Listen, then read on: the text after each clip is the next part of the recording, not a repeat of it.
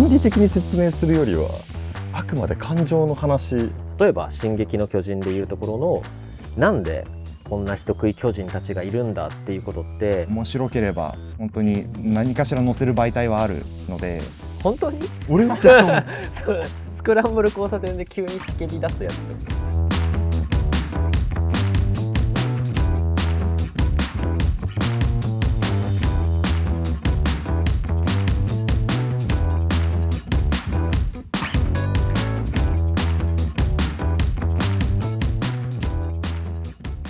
週刊少年マガジン編集部の平塚です。同じく中田です。同じく松田です。せーの。講談社漫画家ディスカバリー Q&A 週刊少年マガジンエディション。もう一回もう一回早くない早くない。せーの。講談社漫画家ディスカバリー Q&A 週刊少年マガジンエディション。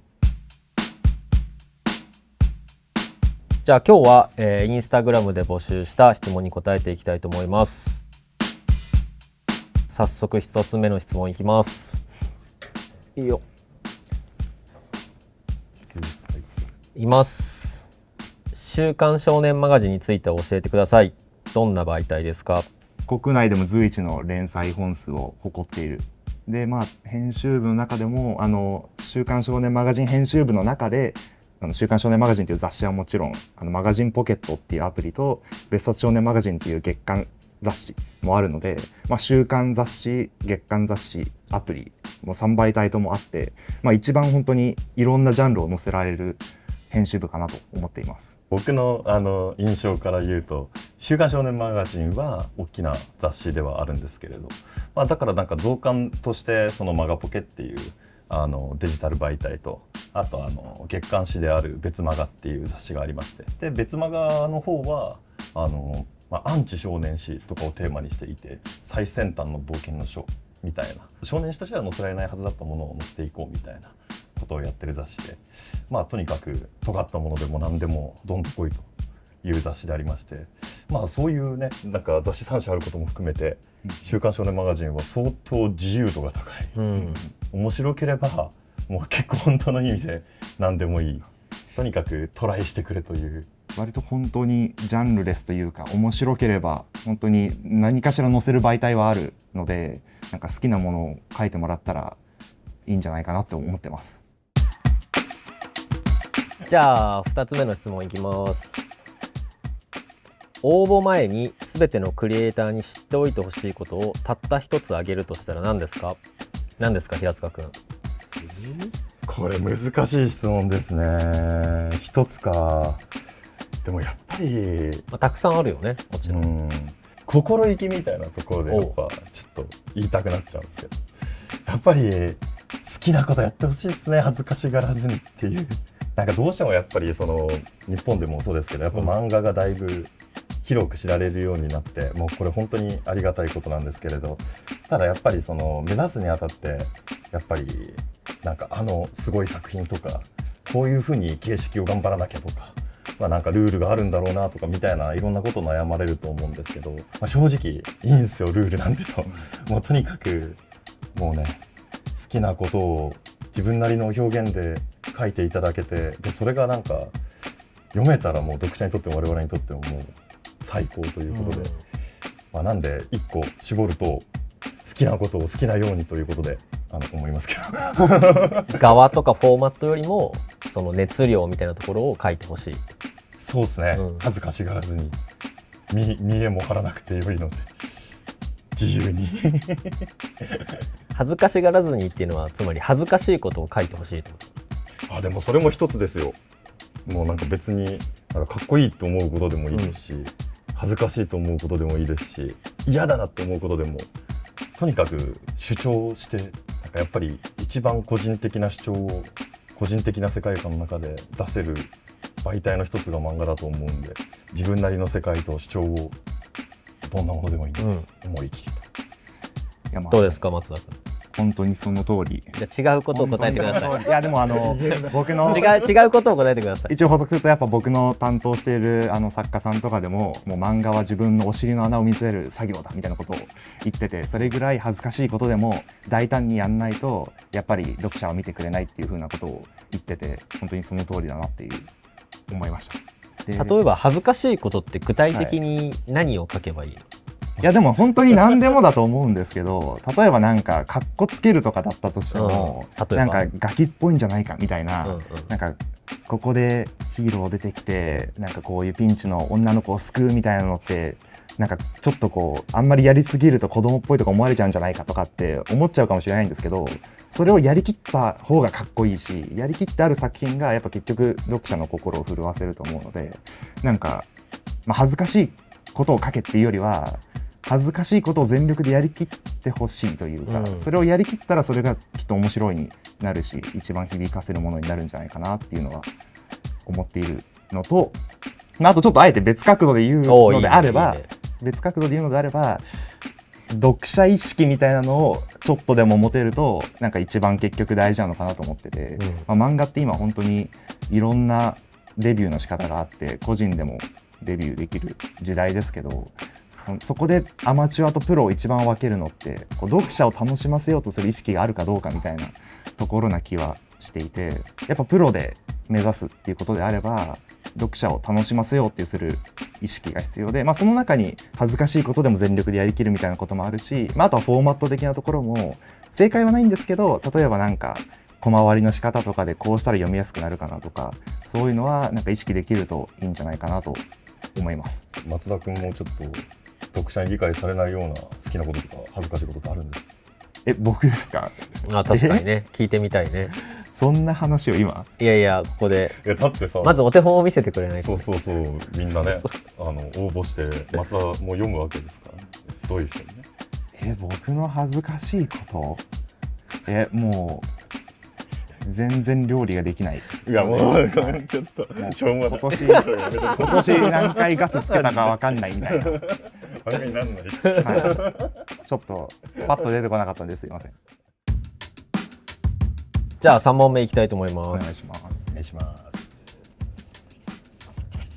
す。審査では続きの可能性と読み切りとしての完成度のどちらを重要視しますか？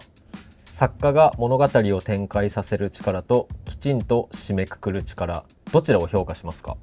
難しい。難しいですね。これは難しいけど、じゃあ松田君どうですか？いやどっちが優れてるみたいなことは多分ないとは思うんですけど、それこそ広がりの作品だったとしてもなんかそのシチュエーションとか舞台設定が面白ければ全然なんかむしろなんかプロになる上でのいい連載アイデアでもあるなみたいに思いますし、逆にまとめる力がうまければ一話一話面白く仕上げる力があるなって思うし、で本当に優劣はないんですけど、強いて個人的な意見を言うんだったらある程度オチまで見たいなとは思ってて、大体やっぱ少年漫画とかって主人公が葛藤したりピンチになったりすると思うんですけど、なんか追い込むのは簡単だと思うんですよ、比較的。なんかそこでアイデアはあるんですけど、なんかこうピンチにさせることよりもどん底になった時にどうそれを突破するかみたいなところになんかそうきたかみたいなアイデアとかなんか快感が生まれるような気はしていて、なんかそこのアイデアを出せる方は本当に連載とかやっても多分ずっと物語紡ぎ続けられるだろうなって個人的には思うので、どちらかというとなんか読み切りとしてのちゃんとオチまで含めて解決策まで起承転結で作ったやつの方がなんか迷うんだったらいいんじゃないかなと思います。そうね。平塚君どうですか？そうですね。なんか結論で言うと多分松田と同じその読み切りとしての完成度ってことになる気はするんですけど、ちょっとこの質問自分なりにちょっと言い換えさせてもらうと、先が気になってワクワクするってこととこの話を読んですごく満足したっていうことの差、期待するってことと期待が満たされるっていうことの差だと思うんですけど、これ結局いい漫画本当は両方あるといいっていう、確かになるほど。やっぱこの1話を読んで、読み切り1話分だと思うんですけど1話読んで面白かったな、最高、こういうの見られた、この作家さんこういうの好きなんだなとか、こういうの見られてよかったなみたいな気持ちと、それに先が気になるっていう、なんかこっから先これがどう転がってもっとすごいものが見れるんじゃないかとか、なんかそういうこの話が面白いってこととこの次の話が気になるってことは別々の面白さだけど両方すごく大事っていう中で、読み切りなので漫画賞の方はこの輪が面白いっていうことにどちらかというと軍配が上がる。それしかも将来的にねプロになるっていうことも含めたら、結局やっぱその輪が面白いってことが一旦やっぱり大事になってくる、特に1話は、という気がするので、松田と同じ答えになります。いや僕も全く同じですね。どっちかと言われればもう読み切りとしての完成度かなと思うんですけど、読み切り作品って多分そのキャラクターのドラマというかキャラクターに乗った物語を展開していくっていうことになると思うんですよ。ページ数限られてるから。ってなるとそのキャラクターのドラマがちゃんと着地することが多分すごく重要だと思うんで、そういうキャラクターの感情という意味では読み切りの完成度というか着地させるという部分。ただ一応少年漫画誌なので少年漫画的なファンタジー設定を考えた時にはそこは別に回収しなくてもいいから物語を展開させる力、例えば「進撃の巨人」でいうところの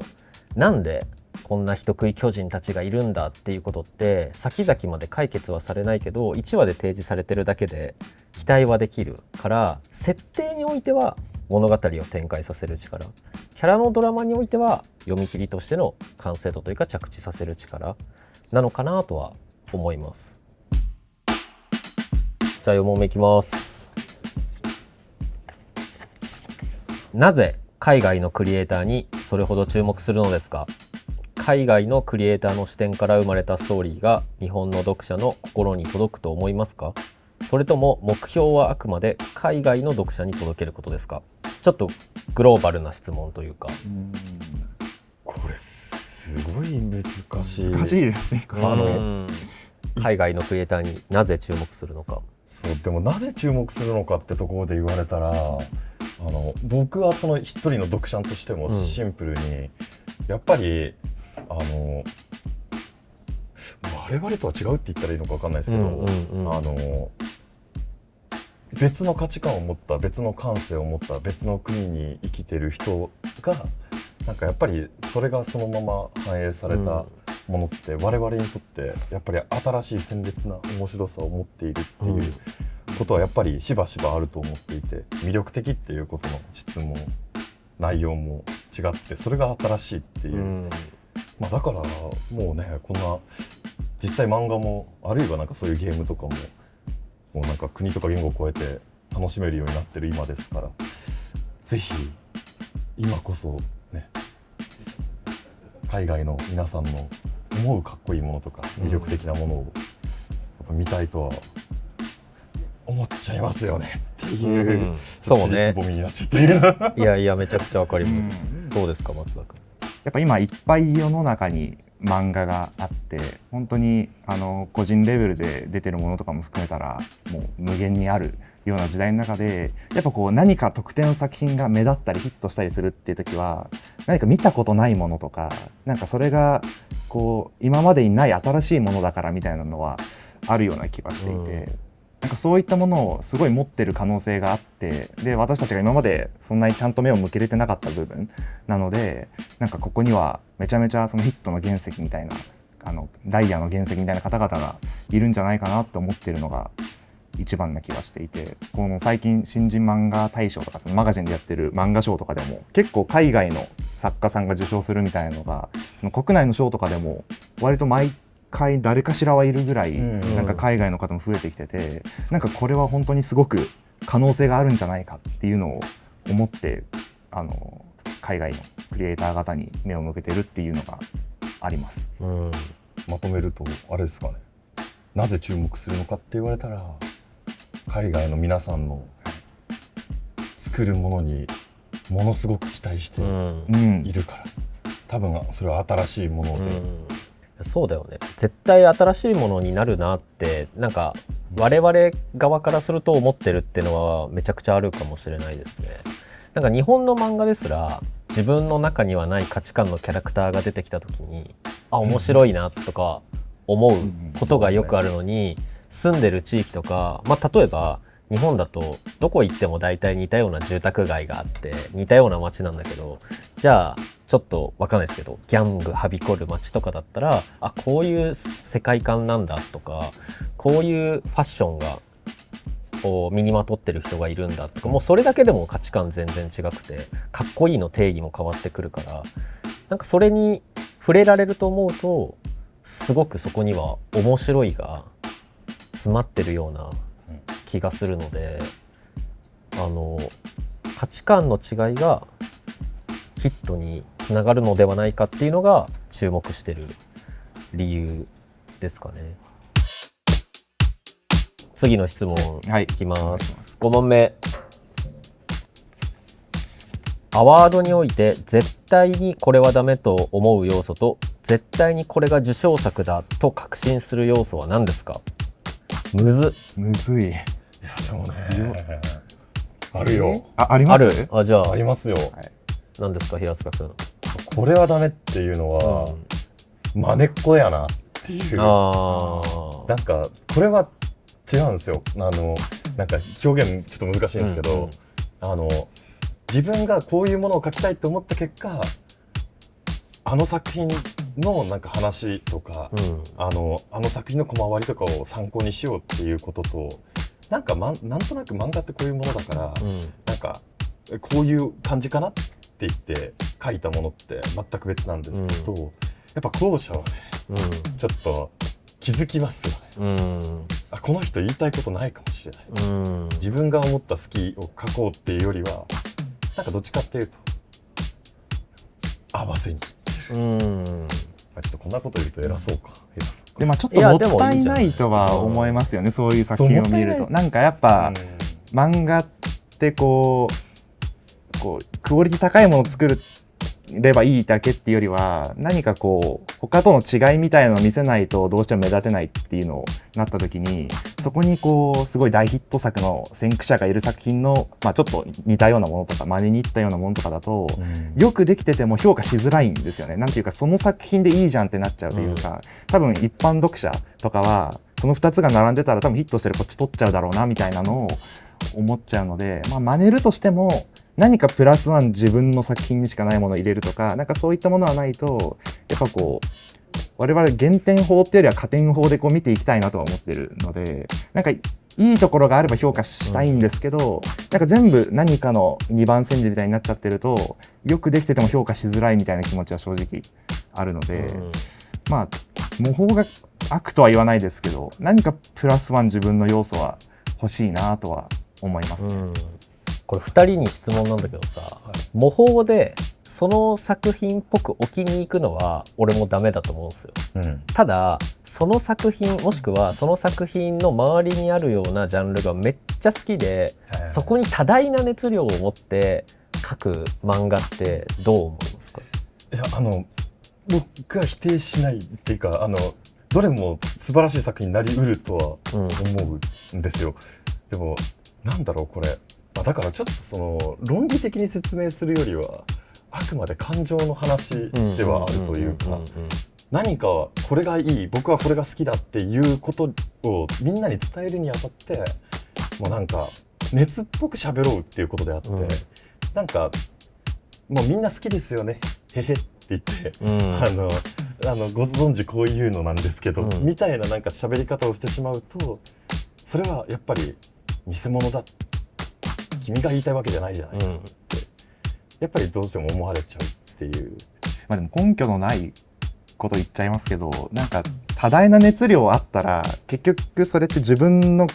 切り口で書いてる作品になる気がするので、同じヒーローものでこういう作品っていうのがあったとしても、なんかそれをめちゃめちゃ熱注いでるってことはその人にぶっ刺さってるポイントがあって、なんかその気持ちを持ってその作品同じように書いてもきっとなんか自分の色になってる気はなんかするので、ちょっと読んでみないと分かんないですけど、多大な熱量があるんであればこれが俺の作品だと思うのであれば、まあ、それはもうその道で行ってもいいとは個人的には思いますね。ちょっとなんかじゃあ言葉が悪かったけど、これはダメだって思う要素って言ったら熱量を感じないっていうことなのか、いやでもそう